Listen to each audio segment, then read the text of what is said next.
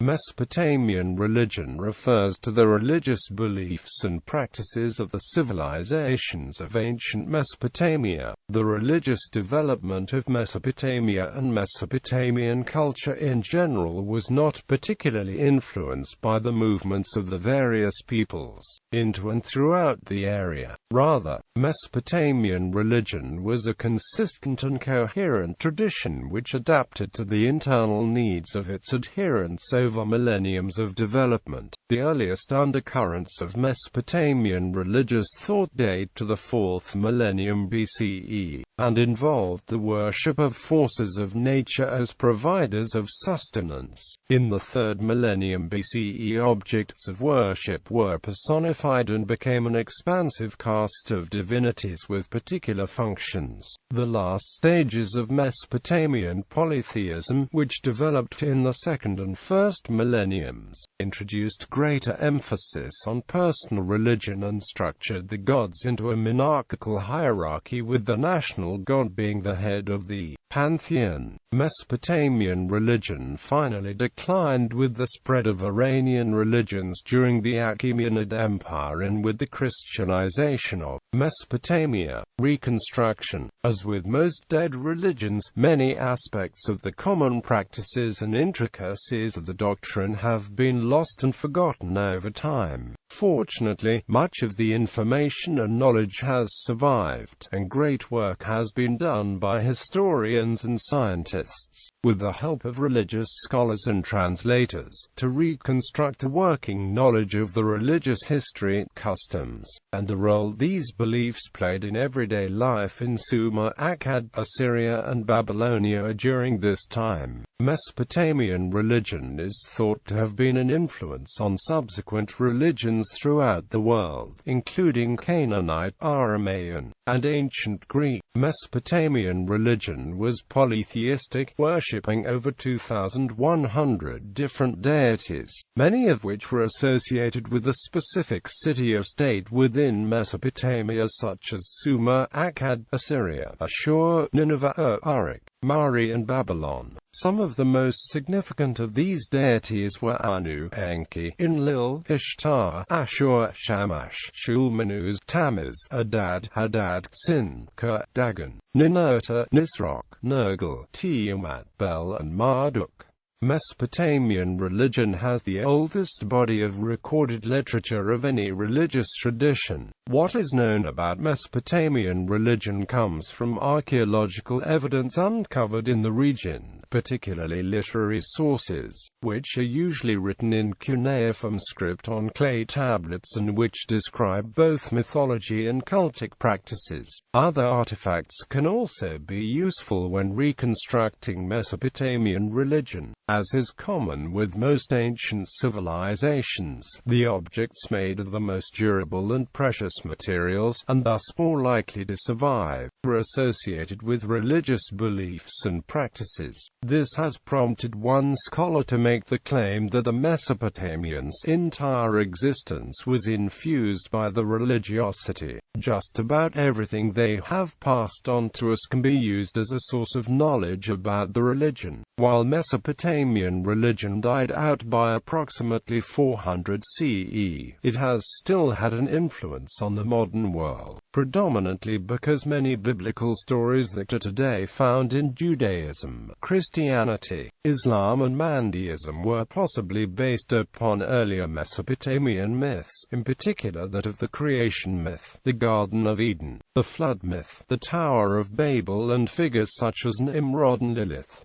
It has also inspired various contemporary neo-pagan groups. History. In the 4th millennium BCE, the first evidence for what is recognizably Mesopotamian religion can be seen with the invention in Mesopotamia of writing circa 3500 BCE. The people of Mesopotamia originally consisted of two groups, Akkadian speakers and the people of Sumer, who spoke a language isolate. These peoples were members of various city-states and small kingdoms. The Sumerians left the first records, although it is not known if they migrated into the area in prehistory or whether they were its original inhabitants. They resided in southern Mesopotamia, which was known as Sumer, and had considerable influence on the Akkadian speakers and the culture. Akkadian names first appear in the king lists of these states circa 2800 BCE. The Sumerians were advanced. As well as inventing writing, they also invented early forms of mathematics, early wheeled vehicles, astronomy, astrology, written code of law, organized medicine, advanced agriculture and architecture, and the calendar. They created the first city-states such as Uruk, Lagash, Bulzan, Kish, Umma, Eridu, Adab, Akshak, Sippar, Nippur and Lhasa, each of them ruled by the Nsi. The Sumerians remained largely dominant in this synthesized culture, however, until the rise of the Akkadian Empire under Sargon of Akkad circa 2335 BCE, which united all of Mesopotamia under one ruler. There was increasing syncretism between the Sumerian and Akkadian cultures and deities, with the Akkadians typically preferring to worship fewer deities but elevating them to greater positions of power. Circa 2335 BCE, Sargon of Akkad conquered all of Mesopotamia, uniting its inhabitants into the world's first empire and spreading its domination into ancient Iran, the Levant, Anatolia, Canaan and the Arabian Peninsula. The Akkadian Empire endured for 2 centuries before collapsing due to economic decline, internal strife and attacks from the northeast by the Gutian people. Following a brief Sumerian revival with the third dynasty of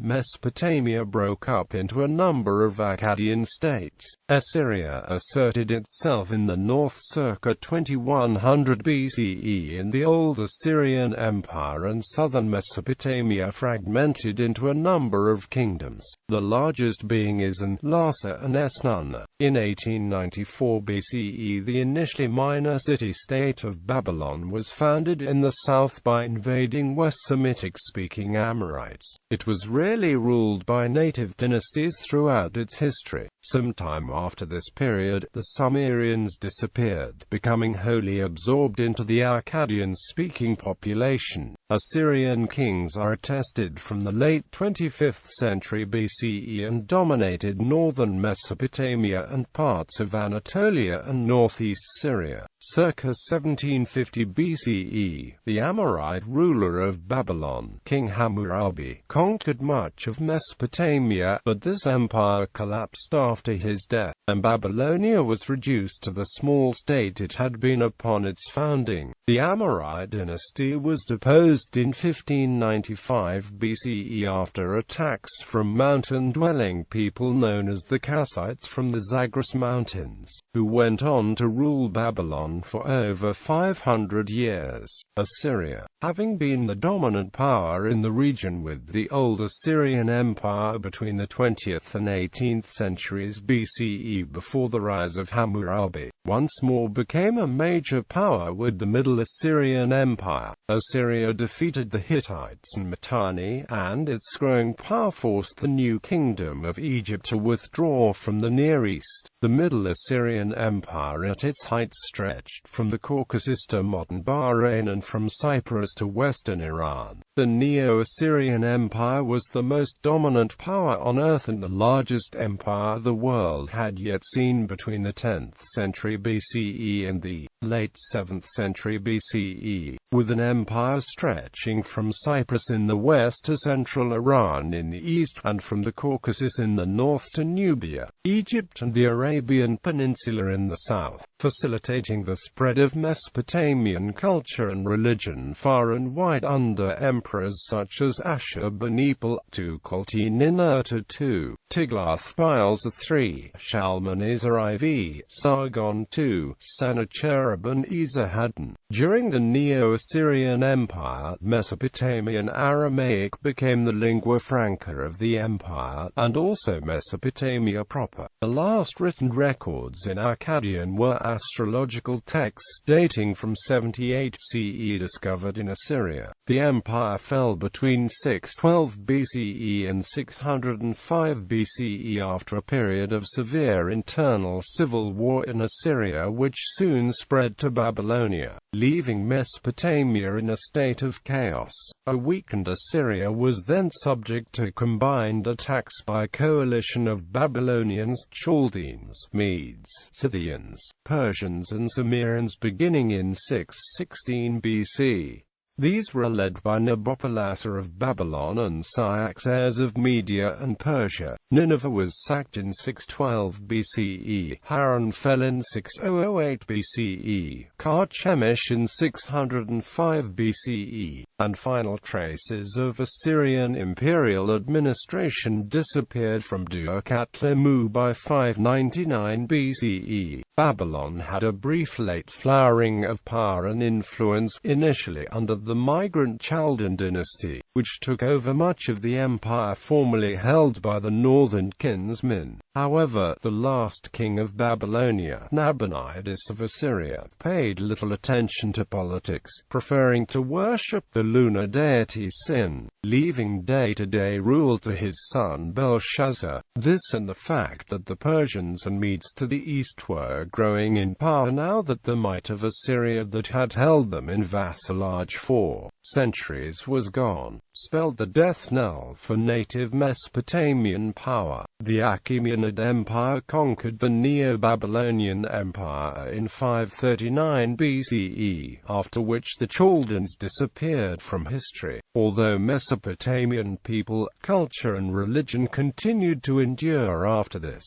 Effective Assyrian religious beliefs on its political structure. Like many nations in Mesopotamian history, Assyria was originally, to a great extent, an oligarchy rather than a monarchy. Authority was considered to lie with the city, and the polity had three main centers of power: an assembly of elders, a hereditary ruler, and an eponym. The ruler presided over the assembly and carried out its decisions. He was not referred to with the usual Akkadian term for king, Sarum, that was instead reserved for the city's patron deity Ashur, of whom the ruler was the high priest. The ruler himself was only designated as steward of Ashur, where the term for steward is a borrowing from Sumerian Ensi. The third center of power was the eponym, who gave the year his name, similarly to the eponymous archon and Roman consuls of classical antiquity. He was annually elected by lot and was responsible for the economic administration of the city, which included the power to detain people and confiscate property. The institution of the eponym as well as the formula Ishiak Ashur lingered on as ceremonial vestiges of this early system throughout the history of the Assyrian monarchy. Religion in the Neo-Assyrian Empire. The religion of the Neo-Assyrian Empire centered around the Assyrian king as the king of the lands as well. However, kingship at the time was linked very closely with the idea of divine mandate. The Assyrian king, while not being a god himself, was acknowledged as the chief servant of the chief god, Ashur. In this manner, the king's authority was seen as absolute so long as the high priest reassured the peoples that the gods, or in the case of the henotheistic Assyrians, the god was pleased with the current ruler. For the Assyrians who lived in Ashur and the surrounding lands, this system was the norm. For the conquered peoples, however, it was novel, particularly to the people of smaller city-states. In time, Ashur was promoted from being the local deity of Ashur to the overlord of the vast Assyrian domain, which spread from the Caucasus and Armenia in the north to Egypt, Nubia and the Arabian Peninsula in the south, and from Cyprus and the eastern Mediterranean Sea in the west to central Iran in the east. Ashur, the patron deity of the city of Ashur from the late Bronze Age, was in constant rivalry with the patron deity of Babylon, Marduk. Worship was conducted in his name throughout the lands dominated by the Assyrians, with the worship of Ashur across much of the Fertile Crescent. The Assyrian king could command the loyalty of his fellow servants of Ashur. Later Mesopotamian history. In 539 BCE, Mesopotamia was conquered by the Akkadian Empire, then ruled by Cyrus the Great. This brought to an end over 3,000 years of Semitic Mesopotamian dominance of the Near East. The Persians maintained and did not interfere in the native culture and religion, and Assyria and Babylon continued to exist as entities,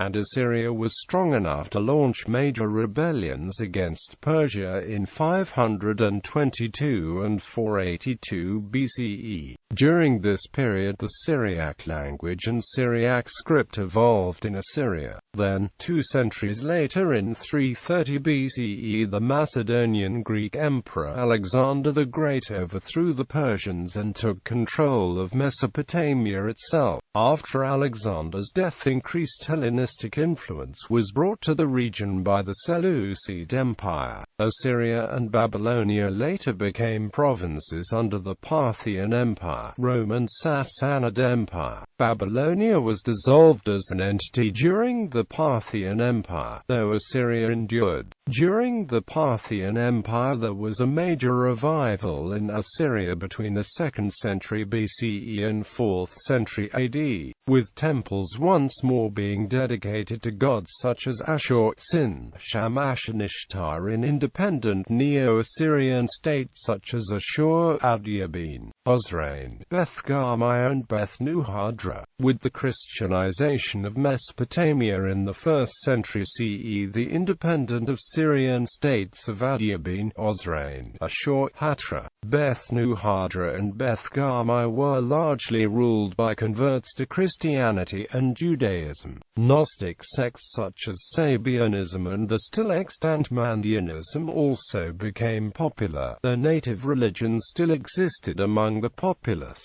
Gods such as Ashur and Sin were still worshipped until the 4th century CE in Assyria. In the 3rd century CE another native Mesopotamian religion flourished, Manichaean Ism, which incorporated elements of Christianity, Judaism, Buddhism, and Zoroastrianism, as well as local Mesopotamian elements.